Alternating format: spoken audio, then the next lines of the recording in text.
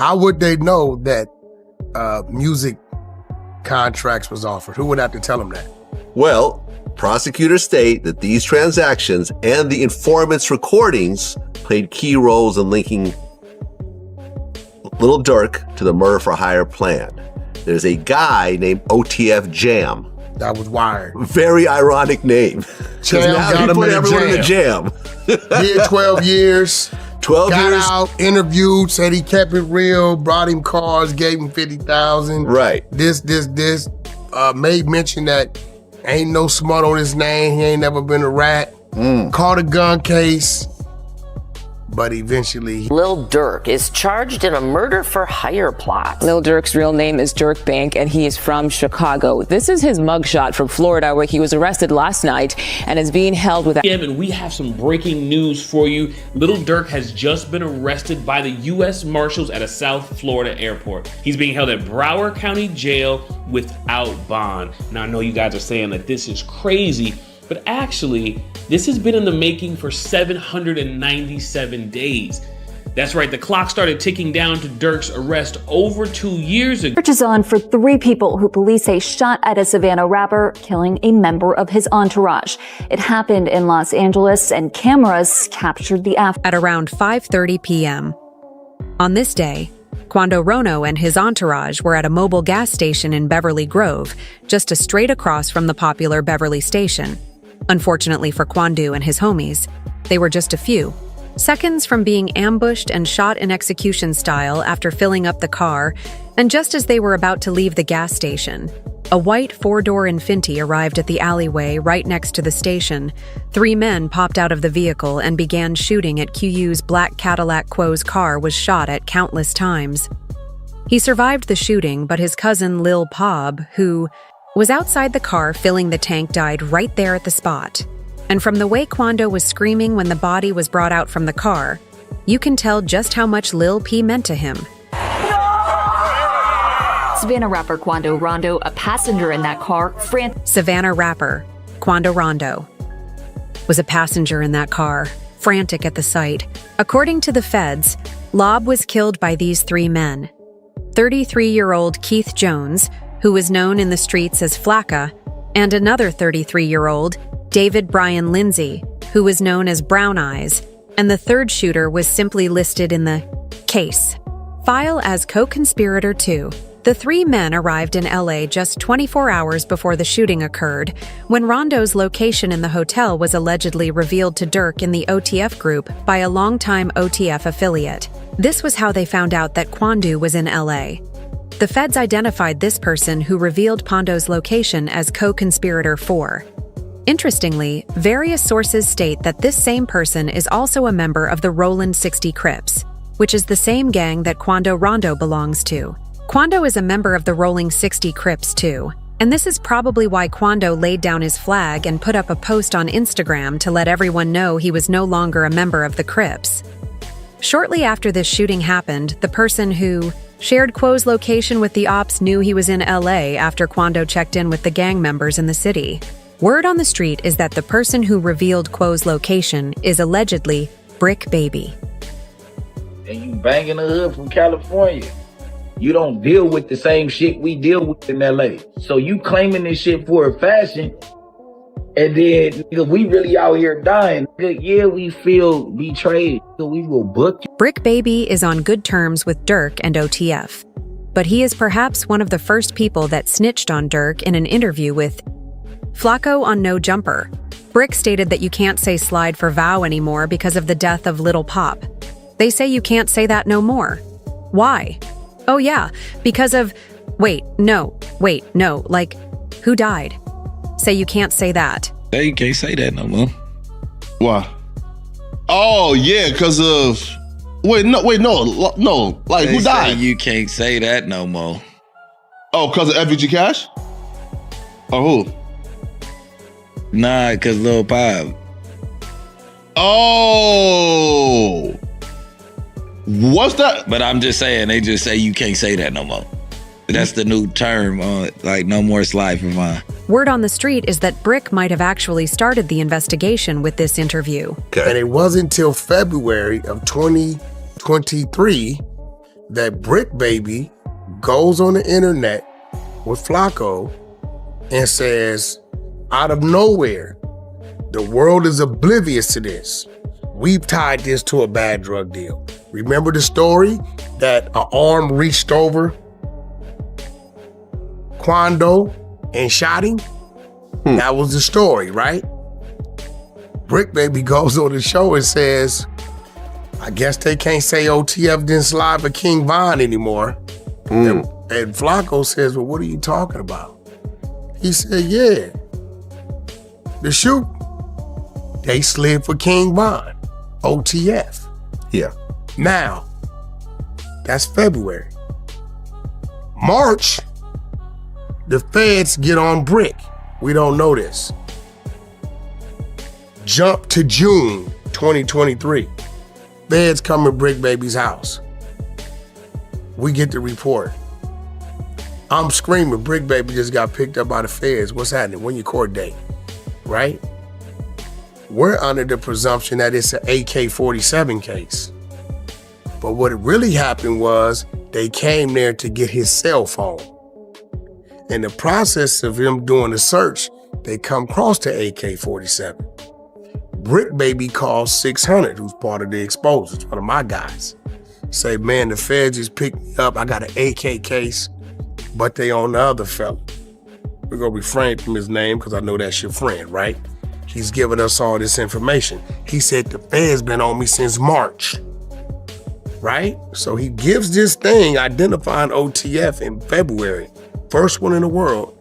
And then when they come in this house in June, they let them know they've been on him since March, but we think it's an AK-47 case, right? Come to find out, when we applied pressure last night on Act Show, he wakes up this morning in a panic. He goes on there and starts running his mouth. Yeah, the feds came in, they took my cell phone, still haven't given it back, right? If you go in there and look at that report, number 4 is a local guy that was dropping Quando's locations. Oh. Slow down. Number 4 is a local guy that was dropping Quando's locations. Now, after the murder, when Quando went back to Georgia, what did he immediately do? Dropped his flag? There it goes. What was he claiming? Roll 60 script. Where Brick Baby from? Roll 60 script. What you think the police told Quando? That the Roll 60s set him up? Who you think he checked in with? Roll 60s? With Brick Baby allegedly revealed Q's location to Durk in OTF. It was after this that the OTF members started making their way to Lil Durk had allegedly placed a $1 million bounty on Quando, so there were a number of dudes who were ready to put in the work for the cash. And it wasn't just money that was on the line. The shooters were also offered lucrative music opportunities, perhaps a chance to sign with Durk's label. According to the feds, an OTF member who the cops refer to as co-conspirator 3, who was very close to Durk, booked a one-way flight from Chicago to San Diego for 5 people.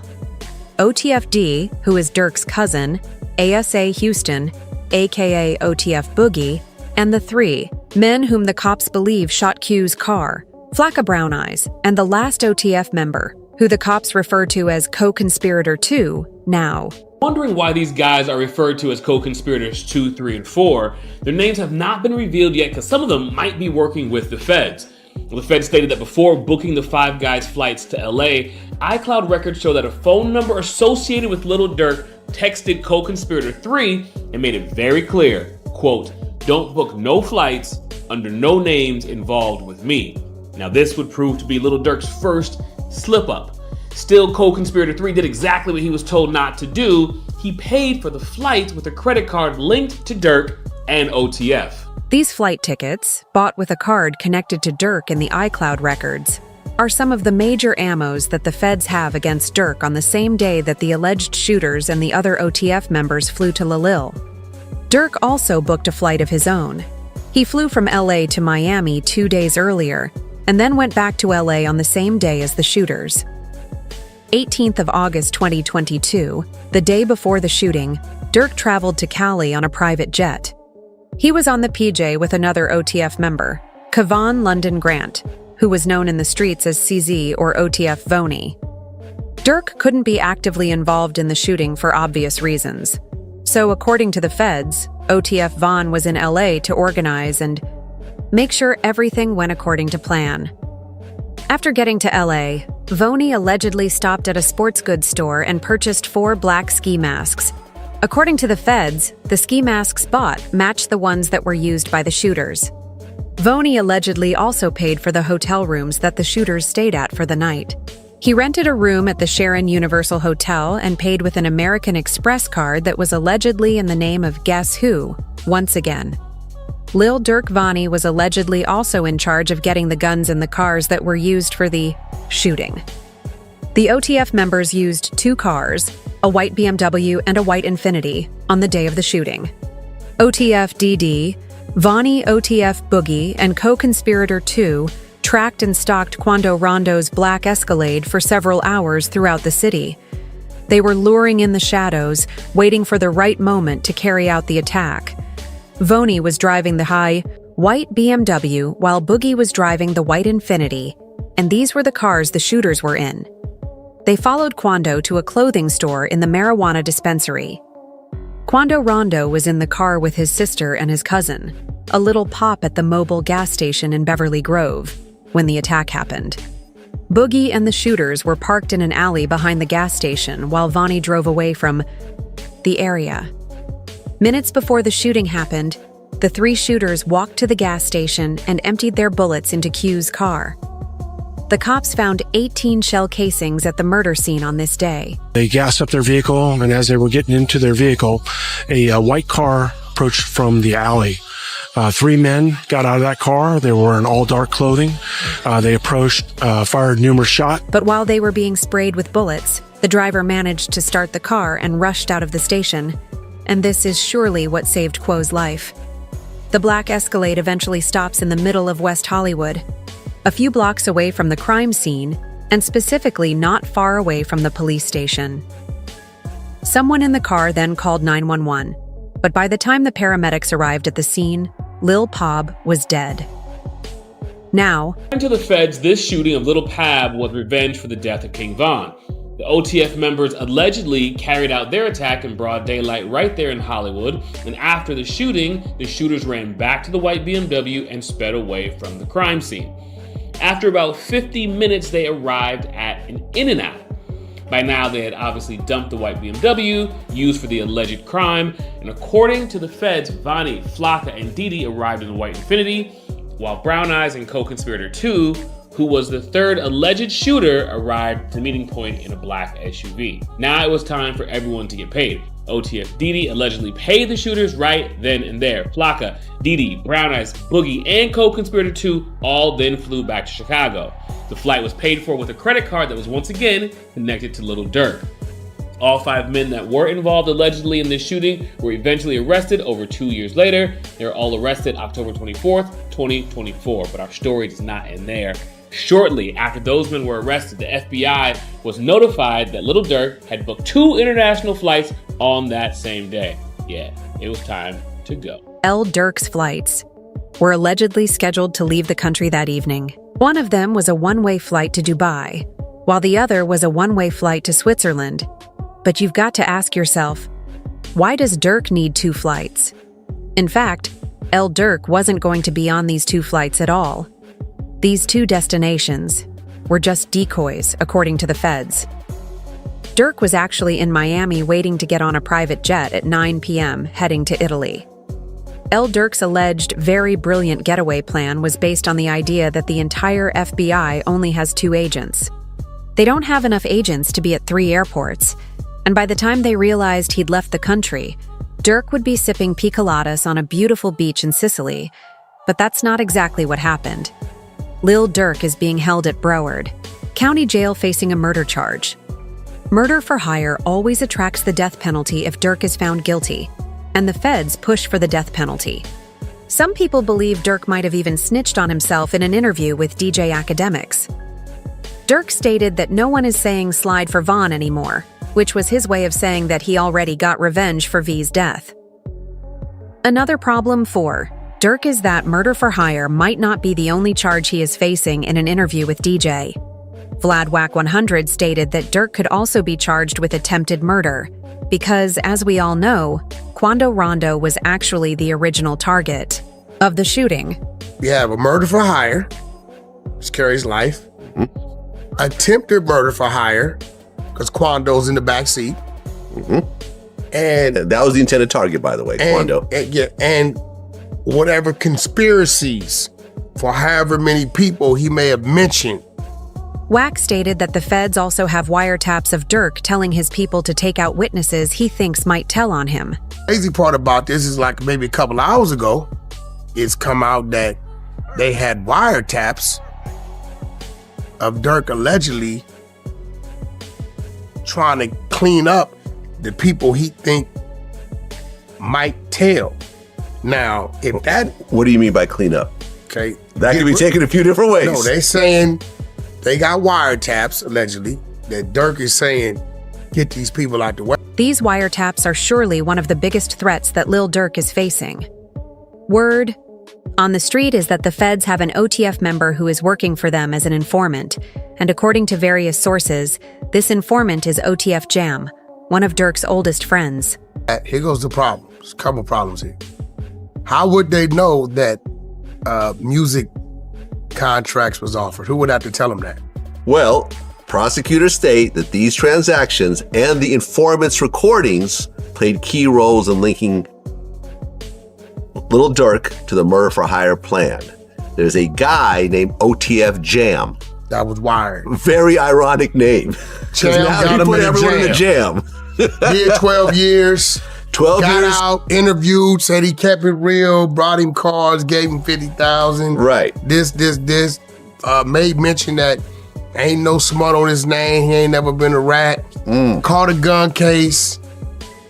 But eventually he...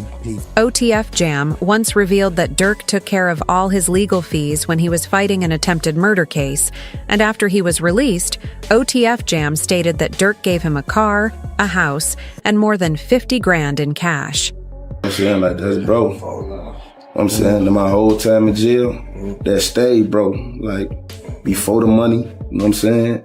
That was bro. Like, I remember when the money wasn't there, first I'm gonna say you 50, I got you now. He still doing that. Gave my lawyer money there when I fight my case. I ain't gonna lie, Durk come through. All that, like, Durk come through with that. That's sure. I don't give no fuck nobody say, like, I know I'm a real witness. Like, a lot of can't say anything. Like, my whole time in jail, I was straight. OTF Jam did 12 years in prison for his attempted murder charge. However, it seems after he was released, Jam became sort of a Fredo Corleone. Now, several reports claim that OTF Jam began wearing a wire after he got out. In fact, he might have even been wearing one in the video you just saw. Now, Jam was allegedly wearing a wire for 2 years, working for the feds, informing on Lil Durk. If this is true, he might be the feds' star witness when the trial comes around. The feds seem to think they have Durk right where they want him. The 5 men who are allegedly part of the shooting are charged with conspiracy to commit murder for hire, committing murder for hire resulting in death, use of, carry, and discharge of firearms and machine gun in furtherance of a crime resulting in death.